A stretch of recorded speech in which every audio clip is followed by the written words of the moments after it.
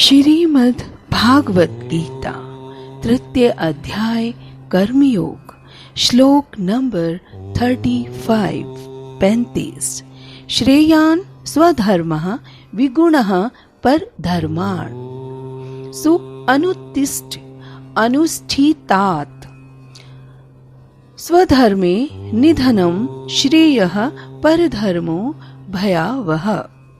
श्रेयान् अधिक श्रेयस्कर स्वधर्मः अपने नियत कर्म विगुण दोषयुक्त भी परधर्मात् अन्यों के लिए उल्लेखित कार्यों की अपेक्षा सु अनुष्ठितात् भली भांति संपन्न स्वधर्मे अपने नियत कर्मों में निधनम विनाश मृत्यु श्रेयः श्रेष्ठतर परधर्मः अन्यों के लिए नियत कर्म भय आवह खतरनाक डरावना।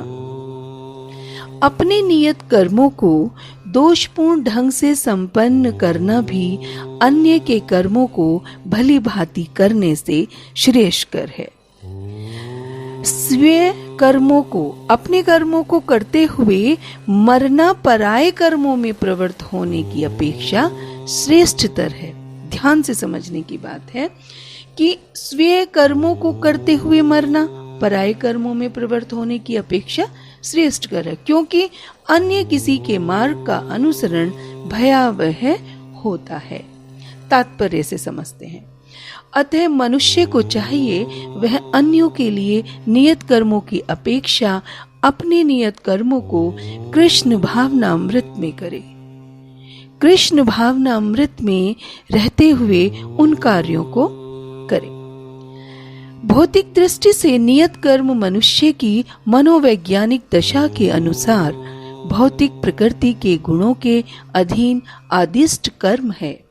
आध्यात्मिक कर्म गुरु द्वारा कृष्ण की दिव्य सेवा के लिए आदेशित होते हैं, किंतु चाहे भौतिक कर्म हो या आध्यात्मिक कर्म मनुष्य को मृत्यु पर्यंत अपने नियत कर्मों में दृढ़ रहना चाहिए। अन्य के निर्धारित कर्मों का अनुकरण नहीं करना चाहिए। आध्यात्मिक तथा भौतिक स्तरों पर ये कर्म भिन्न भिन्न हो सकते हैं, किंतु कर्ता के लिए किसी प्रामाणिक निर्देशन के पालन का सिद्धांत उत्तम होगा। जब मनुष्य प्रकृति के गुणों के वशीभूत हो तो उसे उस विशेष अवस्था के लिए नियमों का पालन करना चाहिए। उसे अन्यों का अनुकरण नहीं करना चाहिए। उदाहरण के तौर पर सतोगुणी ब्राह्मण कभी हिंसक नहीं होता, किंतु रजोगुणी क्षत्रिय को हिंसक होने की अनुमति है शास्त्रों के अनुसार। इस तरह क्षत्रिय के लिए हिंसा के नियमों का पालन करते हुए विनष्ट होना जितना श्रेष्ठकर है, उतना अहिंसा के नियमों का पालन करने वाले ब्राह्मण का अनुकरण करना नहीं। अतः व्यक्ति को एकाएक नहीं अपितु क्रमशः अपने हृदय को स्वच्छ बनाना चाहिए। किंतु जब मनुष्य प्रकृति के गुणों को लांघ कर कृष्ण भावनामृत में पूर्णतया लीन हो जाता है, किसमें? कृष्ण भावनामृत में पूर्णतया लीन हो जाता है, तो वह प्रामाणिक गुरु के निर्देशन में सब कुछ कर सकता है। कृष्ण भावनामृत की पूर्ण स्थिति में एक क्षत्रिय ब्राह्मण की तरह और एक ब्राह्मण क्षत्रिय की तरह कर्म कर सकता है। दिव्य अवस्था में भौतिक जगत का भेदभाव नहीं रह जाता। उदाहरण, विश्वामित्र मूलतः क्षत्रिय थे, किंतु बाद में वे ब्राह्मण हो गए। इसी प्रकार परशुराम पहले ब्राह्मण थे, किंतु बाद में वे क्षत्रिय बन गए। ब्रह्म में स्थित होने के कारण ही वे ऐसा कर सके। किंतु जब तक कोई भौतिक स्तर पर रहता है, उसे प्रकृति के गुणों के अनुसार अपने कर्म करने चाहिए। साथ ही उसे कृष्ण भावनामृत का पूरा बोध होना चाहिए। It is far better to discharge one's prescribed duties, even though faultily, गलती से, than another's duty perfectly. Distraction in the course of performing one's own duty is better than engaging in another's duty. For to follow another's path is dangerous. Purport: one should therefore discharge his prescribed duties in fully Krishna consciousness, rather than those prescribed for others. Materially prescribed duties are duties enjoined according to one's psychophysical condition. Psychophysical यानी मनोभौतिक. Under the spell of modes of material nature, spiritual duties are as ordered by the spiritual master for the transcendental service of Krishna. But whether material or spiritual,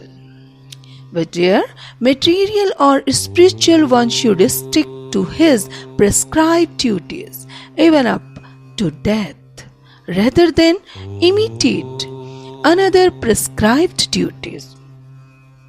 Duties on the spiritual platform and duties on the material platform may be different, both may be different, but the principle of following the authorized direction is always good for the performer.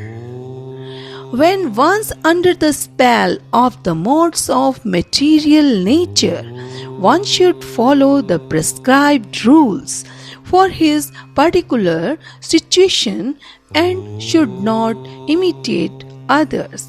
For example, a Brahman who is in the mode of goodness is non-violent, whereas a Kshatriya who is in the mode of passion is allowed to be violent. As such, for a Kshatriya, it is better to be vanquished yani parajit, following the rules of violence, than to imitate a Brahman who follows the principles of non-violence. Everyone has to cleanse his heart by a gradual process, not abruptly, यानी अचानक से, abruptly अचानक से, बल्कि कैसे करना? Hurt by a gradual process. However, when one transcends the modes of material nature and is fully situated in Krishna consciousness, he can perform anything and everything under the direction of a bona fide spiritual master. In that complete stage of Krishna consciousness, the Kshatriya may act as a Brahman or a Brahman may act as a Kshatriya. In the transcendental stage, the distinction yani bhed of the material world don't apply.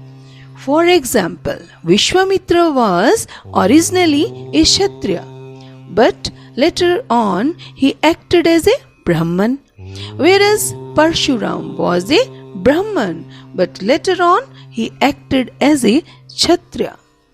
Being transcendentally situated, they could do so, but as long as one is on the material platform, he must perform his duties according to the modes of material nature.